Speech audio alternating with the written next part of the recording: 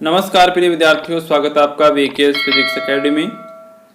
जैसा कि आप जानते हैं कि quantum physics general BSc third year का जो पेपर फर्स्ट है उसकी लगभग 3 यूनिट हम कंप्लीट कर चुके हैं और उसके बारे में मैंने कल वीडियो अपलोड की थी कि अब तक हमने कितना सिलेबस है वो कंप्लीट कर लिया है।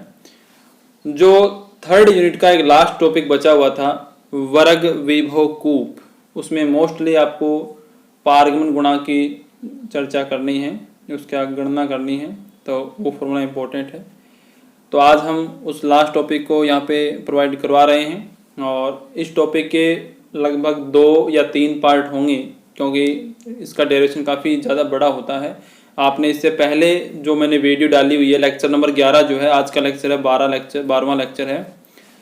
जो 11वां लेक्चर है, 10वां है, 9वां है, ये 3 लेक्चर मैंने आयताकार विभव प्राचीर पे डाले थे जो इससे पहले वाला टॉपिक है और उसको मैंने फुल डिटेल से एक्सप्लेन किया था कि b/a का मान कैसे ज्ञात करते हो, c/a का मान कैसे ज्ञात करते हो, g/f का मान कैसे ज्ञात करते हो अलग अलग क्षेत्रों के लिए।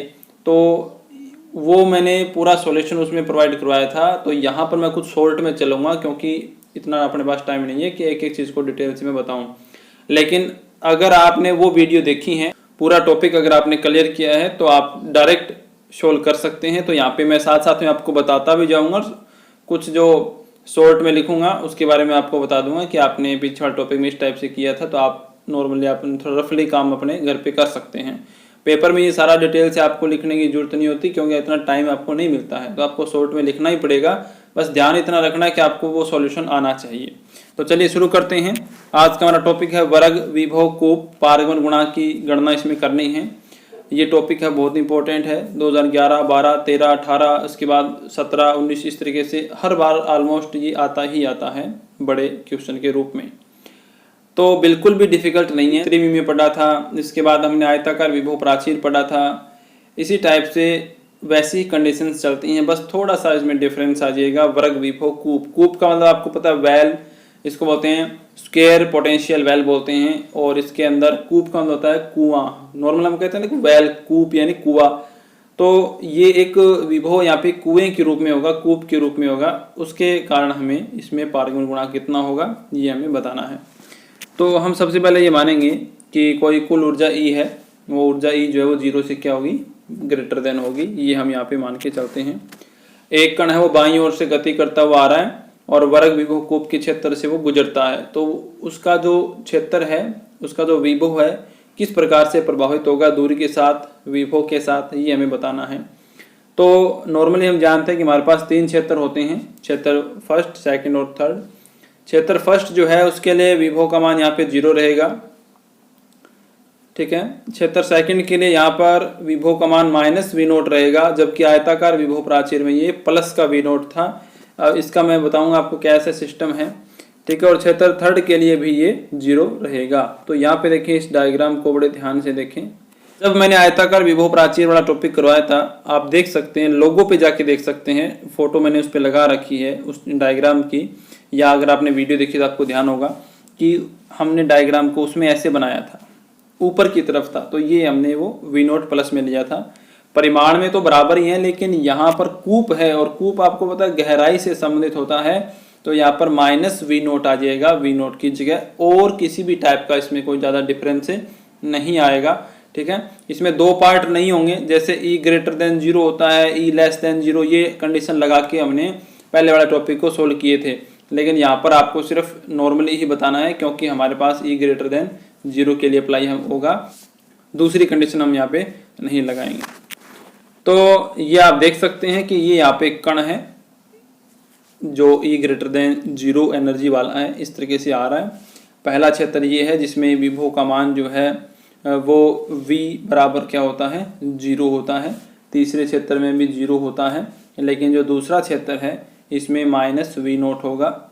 इस तरीके से स्क्वायर के रूप में है, एक स्क्वायर है, वर्ग के टाइप में आप कह सकते हो। यहाँ पर जो दूरी है वो 0 से लेके कितनी है, a है, यानी इस विभव कूप की चौड़ाई है वो a है और इसकी गहराई है वो v0 परिमाण के बराबर है। तो इस प्रकार से हम यहाँ पर 3 क्षेत्रों से संबंधित 3 समीकरण बनाएंगे और उसके आधार पर हम बताएंगे कि इसमें पारगमन गुणांक परावर्तन गुणांक कैसे आएगा। तो धनात्मक मान v नॉट कूप की गहराई को देखिए माइनस तो इसलिए लगा है क्योंकि वो नीचे की तरफ है, माइनस y पे है, लेकिन अगर उसकी परिमाण की बात करें तो वो v नॉट ही है और a कूप की चौड़ाई का माप है। तो हम सबसे पहले क्या करते हैं, हम काल अनाश्रित श्रोडिंगर समीकरण की सहायता से तीनों क्षेत्रों के लिए समीकरण बनाएंगे पहले तो यहाँ पे आप देखें काल आश्रित श्रोडिंगर समीकरण बिल्कुल सेम जो मैंने पीछे वाला टॉपिक में लिखी थी, बिल्कुल सेम टू सेम वही है, इसमें किसी प्रकार का डिफरेंस नहीं आता। तो यहाँ पर जो समीकरण 1 है वो तो मैंने दे दी इसको, ये जो 3 क्षेत्र मैंने वैल्यू बताई इनको दे दी। समीकरण 2 नंबर हमारे पास आ जाएगी काल अनाश्रित श्रोडिंगर समीकरण आ जाएंगी, इस तरीके से हो जाएंगी ये, इसके बारे में आप जानते हैं। जब हम इसमें क्षेत्र फर्स्ट के लिए वैल्यू अप्लाई करेंगे तो क्षेत्र फर्स्ट के लिए विभव का मान क्या है 0। तो यहाँ पर आप देख सकते हैं कि Vx का मान जब 0 हो जाएगा तो मेरे पास क्या बचेगा डी स्क्वायर। अब क्षेत्र फर्स्ट है तो इसमें जो तरंग फलन है उसको मैं साइन 1 लिखूंगा, D square sine 1 upon D x square plus 2m, यहाँ से ई बचेगा अपॉन एच क्रॉस स्क्वायर और साइन 1 इसके साथ गुणा में लग जाएगा, बराबर क्या आ जाएगा 0। समीकरण नंबर आ जाएंगे 3। ठीक है, क्षेत्र 2 के लिए साइन 2 ले लिया जाएगा, क्षेत्र 3 के लिए साइन 3 ले लिया जाएगा। क्षेत्र 2 के लिए यहाँ पर v की जगह आपको माइनस v नोट लेना है इस टॉपिक के अंतर्गत। तो यहाँ पर आप जब ये v की वैल्यू रखेंगे तो ये हो जाएगा प्लस का v नोट यहाँ पर, और हमारे पास समीकरण नंबर आ जाएंगे 4e plus v note sign 2 बराबर 0। इसी प्रकार क्षेत्र 3 के लिए vx का मान फिर से 0 होता है। तो इसके बाद हम यहाँ पे देखें तो समीकरण 3 और 5 से जो यहाँ पर ये वैल्यू जो है 2me upon H cross square और यहाँ से देखें 2me upon H cross square, इसको तो हम के स्क्वायर के बराबर मान लेंगे। और समीकरण नंबर 4 से ये 2m upon H cross square E plus V naught जो है उसको के डैश स्क्वायर में मान लेता हूँ। और यहाँ से आप देख सकते हैं कि समीकरण 3 और 5 से के स्क्वायर बराबर 2me upon H cross square, तो के का मान क्या आएगा √2me upon H cross square. ये बिल्कुल वैसे के वैसे चल रहे हैं जैसे हम पीछे के टॉपिक में पढ़ चुके हैं, कुछ भी अलग चीज़ नहीं है, थोड़ा सा वैल्यू यहाँ पे चेंज हो रही है। तो के डैश स्क्वायर बराबर ये आ जाएगा समीकरण नंबर जो आपकी 4 है उससे, और के डैश का मान हमारे पास ये आ जाएगा, ये समीकरण नंबर हमारी आ गई 6। ठीक है, ये टोटल वैल्यू जो है के और के डैश की, इसको समीकरण नंबर 6 से रिप्रेजेंट कर दिया है। तो फिर हम अलग अलग क्षेत्रों के लिए जो व्यापक हल लेते हैं उनमें एक तो परावर्तन गुणांक होता है, एक पारगमन होता है, ठीक है, और एक होता है आपका इंसिडेंट यानी आपतन वाला। तो आपतन है वो तो कण आ ही रहा था, तो साइन 1x के लिए क्या होगा, साइन 1x के लिए फर्स्ट कंडीशन क्या है a e की iota kx plus b e की minus iota kx x less than 0। समीकरण नंबर 7, यानी जो साइन 1 है उसके लिए ये जो टर्म है ये आपको आपतन को दिखा रही है और इस पे जो माइनस लगा है ये परावर्तन को दिखा रही है, और इसके बारे में डिटेल से हम पीछे वाले टॉपिक्स में पढ़ भी चुके हैं। दूसरा जो क्षेत्र है साइन 2 वाला, उसमें एफ ई आयोटा के डैश एक्स, क्योंकि समीकरण 4 में साइन 2 के लिए के डैश हमने लिया था, तो के डैश एक्स प्लस जे ई माइनस आयोटा के डैश एक्स, और एक्स की वैल्यू 0 और 1 के बिटवीन है। तो यहाँ पर ये भी किसका है, ये पारगमन का है और ये परावर्तन का है। लेकिन जब यहाँ पर आप देखेंगे साइन 3 के लिए,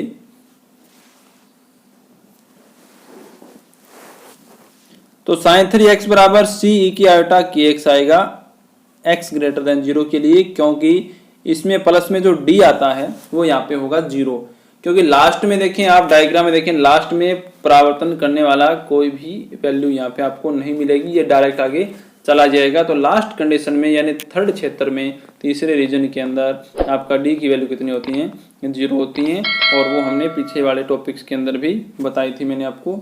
तो डी ई की माइनस आयोटा के एक्स जो पद आने वाला था वो शून्य है, क्योंकि यहाँ पे परावर्तन संभव नहीं है। तो जब आप ये 3 इक्वेशन इनके सॉल्यूशन बना लेते हो उसके बाद आपको सातत्य और परिसीमा प्रतिबंधों की सहायता से वैल्यू फाइंड करनी होती हैं। तो सातत्य और परिसीमा प्रतिबंधों के अकॉर्डिंग हम 2 वैल्यू लेते हैं, एक तो हम लेते हैं x बराबर 0 पर और एक लेते हैं x बराबर a पर। तो x बराबर 0 पर हम क्या करते हैं साइन 1 और साइन 2 को इक्वल रखते हैं और उनका अवकलन को भी बराबर रखा जाता है, वहां से हम 2 समीकरण बनाएंगे। और x बराबर a पर हम क्या करते हैं साइन 2 और साइन 3 को बराबर रखेंगे और उनके अवकलन को भी बराबर रखेंगे। इस प्रकार से हमें c बटा a, b बटा a, g बटा f ये अपने को वैल्यू मिलती हैं। तो यहाँ पर हमने पहली स्वतंत्र समीकरण लगाई x बराबर 0 पर साई 1 बराबर साई 2 और उनके अवकलन भी बराबर हैं। तो यहाँ पे देखें साई 1 और साई 2 को x बराबर 0 पे रखूँगा तो x की वैल्यू यहाँ पे 0 रखूँगा तो ये हो जाएंगे e की पावर 0 और e की पावर 0 का मान होता है 1। तो a प्लस बी बराबर f प्लस g आ जाएगा। यहाँ से देखें आप समीकरण नंबर 10 आ जाएंगी। लेकिन जब अवकलन करेंगे तो अवकलन के अंदर क्या होता है, आपको पता है कि e के ऊपर जो भी वैल्यू हैं जिनके रिस्पेक्ट में अवकलन कर रहे हो उसको छोड़ के वो आगे आ जाती हैं। तो यहाँ से आयोटा के डैश जो है ये वाले और यहाँ से ऊपर से आयोटा के है वो बाहर आएगा। तो आयोटा से आयोटा तो ख़त्म हो ही जाएगा दोनों साइड से, यानी के और के डैश बचेगा इस तरीके से और जो माइनस वगैरह है उसके अकॉर्डिंग ए माइनस बी और एफ माइनस जी आ जाएगा। इसको सोल्व कर सकते हो आप, कोई डिफिकल्ट नहीं है, पीछे हमने कर रखा है।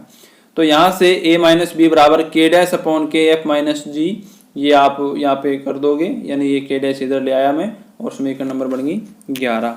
अब यहाँ से आपको b बटा ए निकालना है। तो b बटा ए के लिए पहले आपके पास b की वैल्यू होनी चाहिए और a की वैल्यू होनी चाहिए। तो आप समीकरण 10 और 11 से देख सकते हो, जैसा कि हमने पीछे वाले टॉपिक में भी किया था, एक बार इनको जोड़ दो, एक बार इनको घटा दो। तो एक बार जोड़ेंगे तो एक बार b का मान आ जाएगा, एक बार a का मान आ जाएगा, फिर आपस में इनको भाग दे देंगे। तो यहाँ पे देखें समीकरण 10 और 11 को जब हमने जोड़ा तो 2a का मान आया समीकरण नंबर 12 और घटाया तो 2b का मान आया। अब 13 में 12 का भाग दूंगा तो b बटा a का मान आ जाएगा कुछ इस तरीके से। अब यहाँ से f कॉमन लेऊंगा मैं, देखो यहाँ से एलसीएम लेऊंगा k, तो ये तो k चला जाएगा, खत्म हो जाएगा। और जब मैं यहाँ से f कॉमन लेऊंगा तो ये g बटा f बन जाएगा, इधर g बटा f बन जाएगा और f से f खत्म हो जाएगा। ये सेम टू सेम जितने भी सॉल्यूशन में मैं आपको बता रहा हूँ ये आप पीछे वाले टॉपिक में एज इट इज़ कर चुके हैं, कुछ भी अलग नहीं है, इसलिए मैं थोड़ा यहाँ पे शॉर्ट में चलने की कोशिश करूँगा। अच्छा, इसके बाद ये हमारे पास समीकरण आएंगे 14 जी बटा एफ अपॉन जी बटा एफ, इस तरीके से यहाँ पे कॉमन आने के बाद आ जाएगा।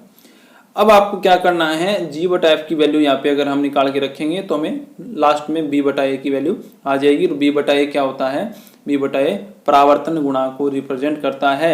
और अगर हम सी बटा ए निकाल लेते हैं तो वो पारगमन गुणांक को रिप्रेजेंट करेगा और वही हमें मोस्टली फाइंड करना है। तो ये हमारा पहला स्वातंत्र समीकरण था जिससे बी बटा ए हमारे पास आया। दूसरी स्वातंत्र समीकरण के अकॉर्डिंग हमारे x बराबर a पर जो साइन सेकंड दूसरा और तीसरा क्षेत्र जो है उनके तरंग फलन बराबर होंगे और उनके अवकलन भी बराबर होंगे। तो समीकरण 8 और 9 जो हमने बनाए थे यहाँ पे देख सकते हो, समीकरण 8 और 9 यहाँ पर देखें आप, समीकरण 8 और 9 इनसे एक बार तो इनका डायरेक्ट x बराबर a रख के इक्वल करना है और एक बार इनका अवकलन को इक्वल करना है। तो यहाँ से आप देखें जब हम डायरेक्ट इनको इक्वल करेंगे x बराबर a रख के तो हमारे पास समीकरण आएंगे 15, x की जगह क्या लग जाएगा, x की जगह a आ जाएगा।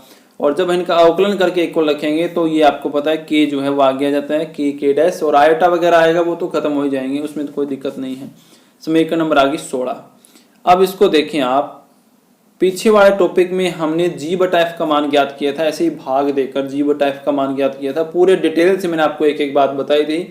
बिल्कुल वैसे ही आपको सोल्व करना है, आप अपनी रफ कॉपी में सोल्व करके देख लीजिएगा, बिल्कुल उसी तरीके से आपको सोल्व करना है। अगर आपको कोई प्रॉब्लम आए तो पीछे वाले वीडियो देखें कैसे मैंने इसको सोल्व किया था, बिल्कुल वैसे सोल्व करना है।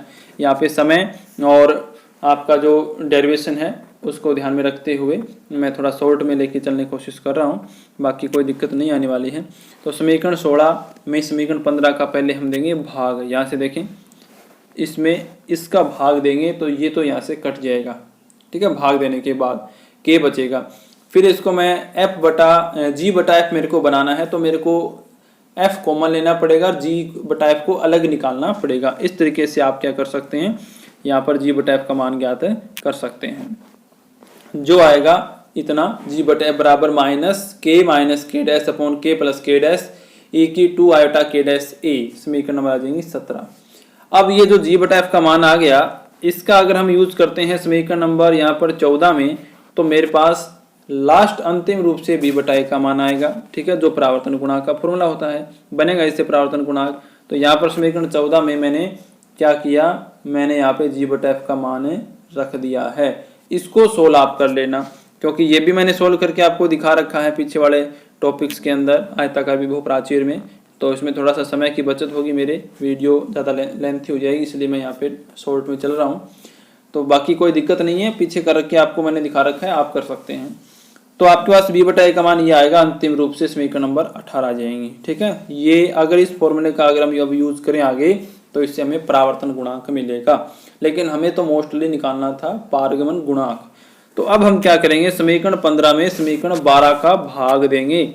समीकरण 15 देख सकते हो, ये रही यहाँ पे समीकरण 15, और समीकरण 12 है आपके पास यहाँ पर ये वाले, क्योंकि आपको c/a चाहिए, तो a तो इसमें है, तो समीकरण 12 का भाग देना पड़ेगा। और देखें यहाँ पर ये रहा c, यानी ये तो कैंसिल, इसको करना पड़ेगा आपको। तो c/a बनाना हो तो समीकरण 15 में 12 का क्या देना पड़ेगा, भाग देना पड़ेगा। जैसे ही भाग देंगे तो ये फर्स्ट आपके पास आ जाएगा। फिर इसमें हम थोड़ा सा इसको कैलकुलेशन करेंगे, यहाँ से f को कॉमन लेंगे तो f एक तरीके से हट जाएगा, लेकिन दूसरी साइड g/f बनेगा, और उस g/f की वैल्यू हमने फाइंड कर रखी है, ये रही, ये वैल्यू रखेंगे और इसको थोड़ा सा आप इसको सोल्व करेंगे। तो सोल्व करने के बाद आपके पास समीकरण 17 जो है वो 19 के रूप में इस तरीके से आ जाएगी। मान रखने के बाद c/a का मान 2 iota k k dash e की minus iota k a upon k square plus k dash square sine k dash a plus 2 iota k k dash cos k dash a। यहाँ पे देखिए जो साइन k डैश a आ गया, कोस आ गया, ये कहाँ से आएंगे, ये मैंने आपको पीछे वाले टॉपिक्स में बताए थे कि जो e की आयोटा के a प्लस a की आयोटा माइनस के अपॉन 2, ऐसे जो एक्सपोनेंशियल में इनके फॉर्मूले होते हैं कोस और साइन के, वहां से ये बनेंगे। तो वो फॉर्मूले आपको ध्यान होने चाहिए, पीछे मैंने डिटेल से बताए थे। तो इनको सोल्व करना, आप सोल्व करने के बाद आपका ये रिजल्ट आएगा। और नेक्स्ट पार्ट के अंदर हम जो नेक्स्ट वीडियो अपलोड करेंगे उसमें हमें पारगमन गुणांक जो इससे आएगा और परावर्तन गुणांक की वैल्यू ज्ञात करेंगे। फिर एक अनुनादी प्रकीर्णन है और एक रामस और टाउनसेंड प्रभाव है। तो इस तरीके से मैं 3 पार्ट के अंदर इसको कंप्लीट कर दूंगा और फिर हमारी 30 यूनिट बिल्कुल कंप्लीट हो जाएगी। तो जब तक नेक्स्ट वीडियो आती है तब तक आप इसको सोल्व करके अच्छे से क्लियर कर लीजिएगा, क्योंकि मेरे को इलेक्ट्रॉनिक्स की वीडियो भी अपलोड करनी है। ठीक है, तो मिलते हैं नेक्स्ट वीडियो में। लाइक करें, कमेंट करें और ज़्यादा से ज़्यादा विद्यार्थियों तक शेयर करें। धन्यवाद।